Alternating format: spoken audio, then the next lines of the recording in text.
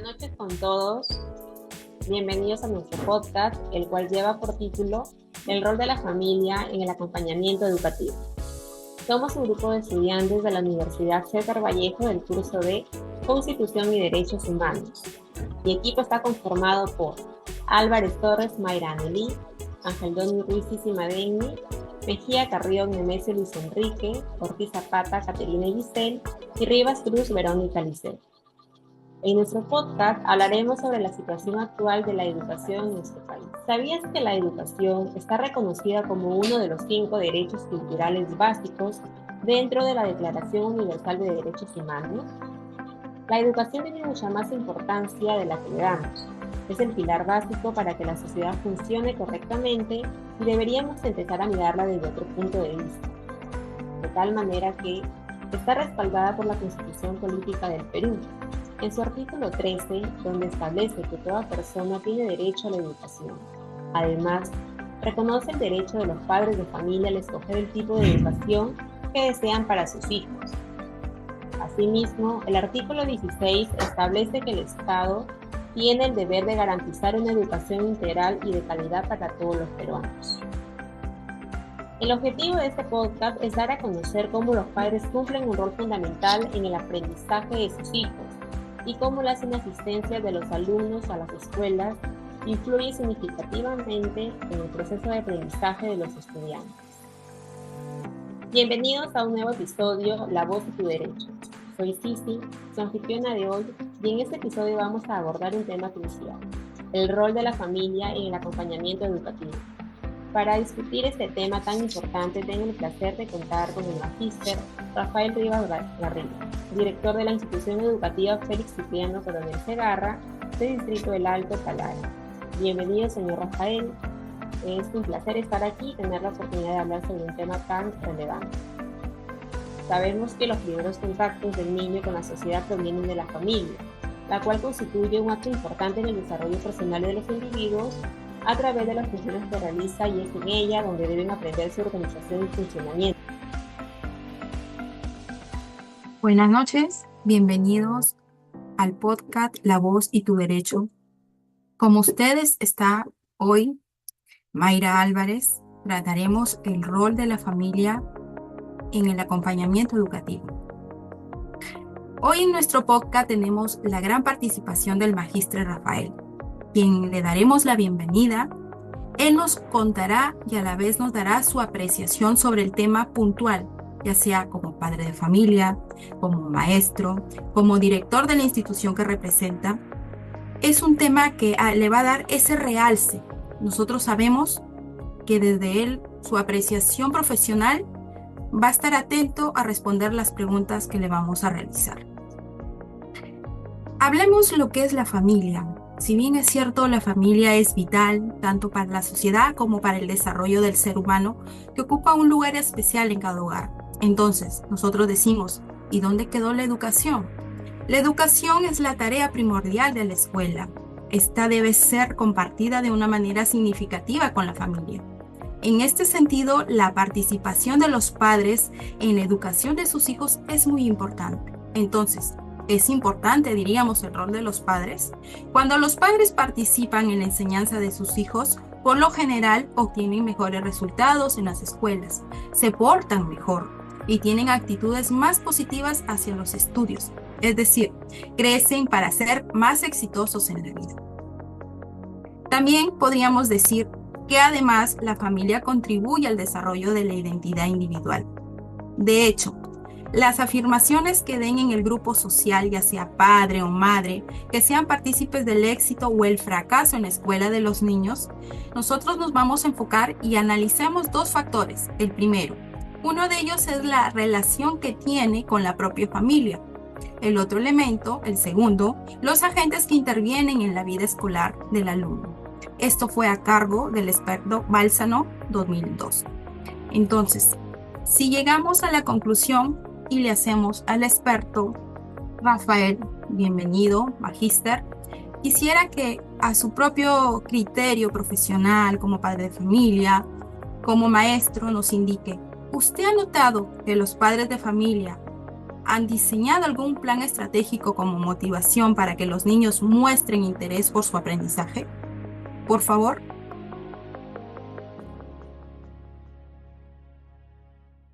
Buenas noches con ustedes, jóvenes estudiantes.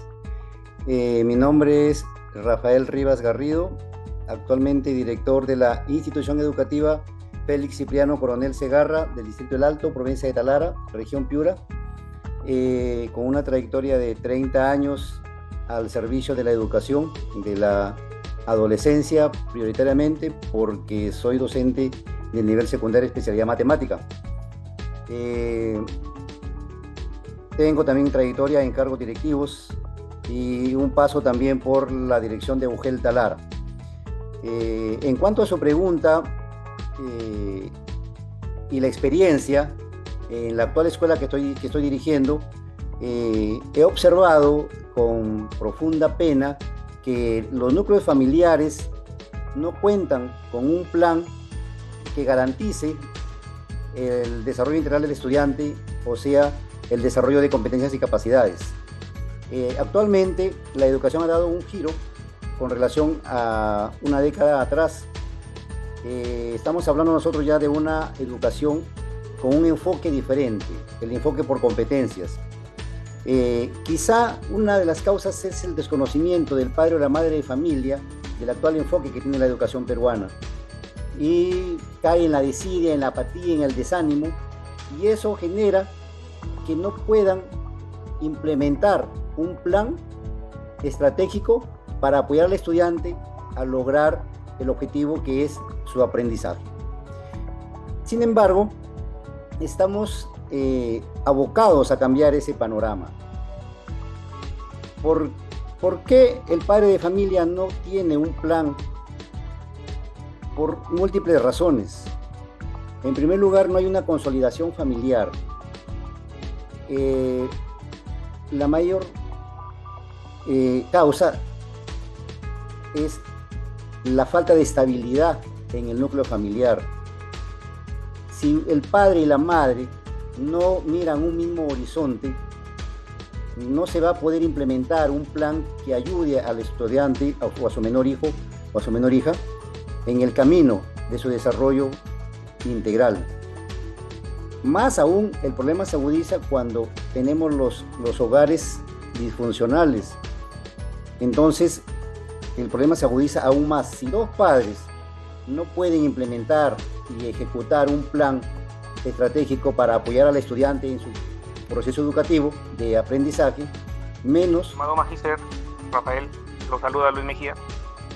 Otro punto muy importante que aborda este tema son las influencias de las inasistencias en el proceso de aprendizaje.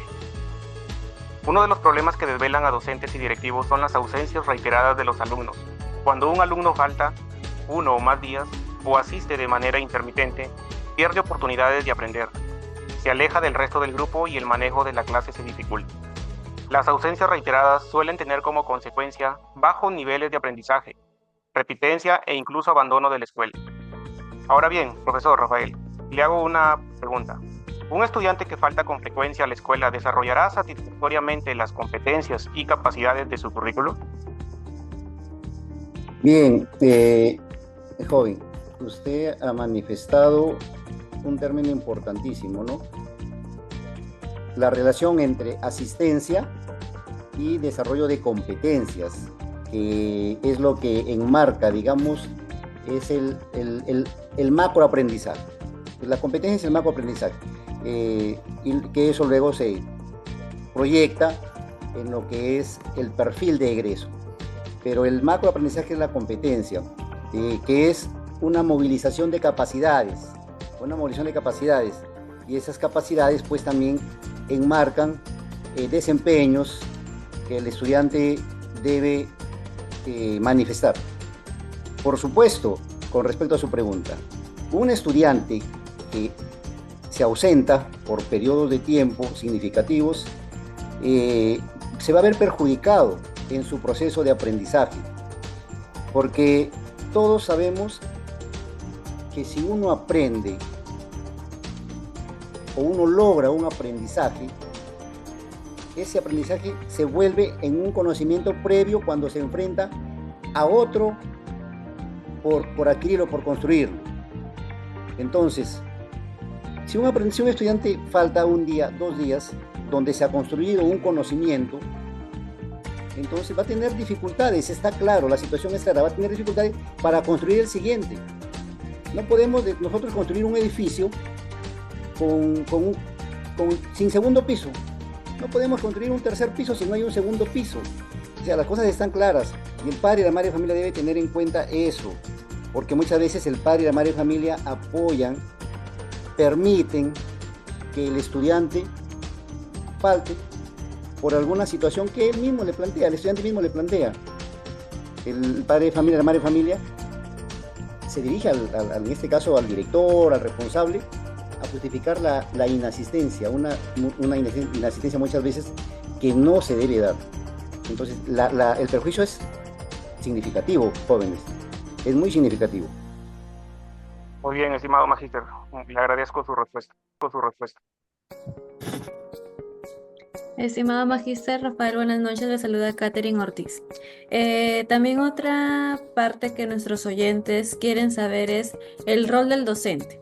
Se dice que el rol del docente no debe ser solamente proporcionar la información y controlar la disciplina, sino que este debe ser un mediador entre el estudiante y el ambiente, ¿no? O sea, se entiende que el docente debe ser el guía, el acompañante del estudiante, mostrándole al estudiante que es una gran fuente de conocimiento. Asimismo, la planificación, los planificadores educativos y los docentes deben diseñar las estrategias didácticas que le permiten relacionar las experiencias previas y los nuevos aprendizajes que se proponen a partir de las necesidades, intereses y problemas del estudiante. Es por eso que, respecto a lo que acabo de comentar, mi pregunta es la siguiente. Usted como docente, ¿qué estrategias emplearía para prevenir el ausentismo de los alumnos y fortalecer el aprendizaje? Bien, antes de continuar, mis felicitaciones, ustedes tienen una preparación bastante amplia, bastante vasta de lo que es el Currículo Nacional de la Educación Básica y lo que es el desarrollo de competencias y capacidades. Y les felicito, esto va a hacer que ustedes entiendan la respuesta. No quiero que quede alguno con dudas quizá. Miren, el docente es el principal agente influyente en el aprendizaje del estudiante, el principal agente. También el directivo, obviamente, pero es el docente el que está en el campo de batalla, el que va a lidiar con los estudiantes y con las estudiantes. Que no sea un mero transmisor de conocimientos, como usted lo manifiesta, perfecto. Que no sea solamente un instructor, sino que sea un mediador. El docente no es una enciclopedia para que solamente transmita los conocimientos enciclopédicos al estudiante. Eso es la escuela tradicional, que si bien es cierto, dio resultados en su época. No digamos, caeríamos en el error si decimos que la escuela tradicional fue mala. No, la escuela tradicional fue buena en su época. Ahora estamos nosotros en una era diferente, la era del conocimiento, la era de la virtualidad. Entonces tenemos que cambiar las estrategias, la metodología. Por ello es que el docente se convierte ahora en un mediador entre el estudiante y su aprendizaje. Lo acompaña, que el estudiante construya sus propios conocimientos, que el estudiante desarrolle sus capacidades, que logre las competencias. Y cuando se habla de lograr desarrollo de competencias, se habla pues de que el estudiante no solamente va a aprender, por decirlo de algún modo, sumar fracciones o hallar el máximo común múltiplo o mínimo común divisor. Eso eran los ejercicios de nosotros, discúlpenme, porque ustedes ya tienen algo de la nueva educación. Nosotros sí, sumar fracciones, restar fracciones, aprendíamos la tabla de sumar, de restar, de multiplicar y dividir de memoria. Y si no, nos caía un tabletazo en la mano. Esa es la antigua educación. Ahora, el estudiante, si bien es cierto, debe conocer las nociones de adición y sustracción de fracciones, las nociones de máximo común divisor y mínimo común múltiplo, pero las debe conocer para aplicarlas a la realidad, a la solución de problemas. El enfoque de matemática, ¿cuál es? Un enfoque basado en la resolución de problemas. Entonces no debe aprender a sumar y a restar o a hallar el máximo y el mínimo, debe aprender a resolver problemas aplicando la adición y sustracción de fracciones, aplicando el máximo y el mínimo común divisor. Entonces, en comunicación, también, antes había una metodología, me decían ma, mamá. El estudiante iba aprendiendo las letras, las vocales primero, me acuerdo. El famoso libro Coquito, que gracias a Dios persiste ese libro. Porque tampoco podemos dejar la escuela tradicional, que quede claro, jóvenes, no podemos dejar la escuela tradicional. Algo rescatamos de ello, pero sí tenemos que centrarnos en que el docente es el mediador del conocimiento. No Yo es el que conservo el libro Coquito, magíster. Ah, qué bueno, le felicito. Yo Le felicito. conservo. Yo aprendí a leer Muy con bien. el libro Coquito. Qué bueno. Y entonces, para terminar, el docente también debe tener en cuenta lo que usted manifestó, el factor emocional. Vivimos en un mundo globalizado, pero eso también influye en el estrés del ser humano. Y entonces el docente debe saber manejar y controlar y enmendar o orientar las emociones de las y los estudiantes.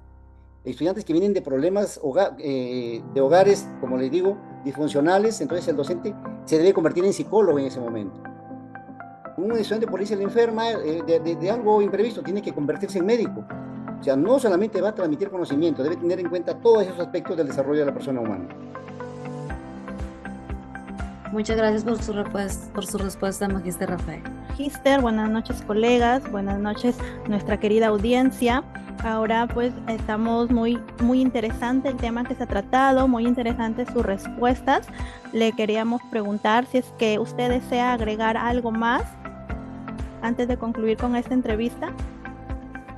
Sí, muchísimas cosas que quedan, digamos, pendientes, pero sí quisiera agregar algo importante, que grupos de estudiantes como ustedes, que están iniciando, por ejemplo, en este caso, la elaboración de este podcast, que es importantísimo y espero que sea visto por los padres y las madres de familia, más que todo, ¿ya? Se involucren en otra empresa de investigación, quizá. La educación es un amplio campo de investigación. Abóquense a investigar la influencia de los hogares en la convivencia educativa. ¿Por qué hay tanta violencia actualmente en las escuelas? Yo les invoco, les insto, les exhorto, ¿no? ¿Por qué es que la violencia es uno de los principales problemas de la escuela, la violencia escolar? La pregunta, ¿la violencia familiar tiene relación con la violencia escolar? Creo que definitivamente la respuesta la tienen ustedes. Entonces, yo les insisto, les felicito por el trabajo que están realizando y les insisto a realizar, valga la redundancia, ese tipo de trabajos un poco más amplios y un poco más específicos, tocar temas específicos como esa relación que les digo entre violencia familiar y violencia escolar. Muchas gracias, Magister. Realmente nos ha dejado con algunas inquietudes aún no pendientes, como usted mismo lo ha dicho, la relación entre la violencia familiar con la violencia dentro de las escuelas, que es lamentable, pero es nuestra cruda realidad, que lo estamos viviendo, incluyendo desde el nivel inicial que se vive evidenciando estas situaciones. Ahora pues, para concluir, vamos a afirmar y lo reafirmamos que la escuela es uno de los lugares de mayor importancia e impacto en el desarrollo de las capacidades y habilidades de los niños. Es un escenario de privilegio donde se debe fomentar la construcción de la ciudadanía de forma responsable. Es el primer sitio donde se promueven los valores democráticos que van a acompañar a la persona en lo largo de su vida. No es posible que solo exista de la escuela se pueda obtener este objetivo, sino que esta función también implica que los niños tengan que asistir de forma regular y periódica a sus clases.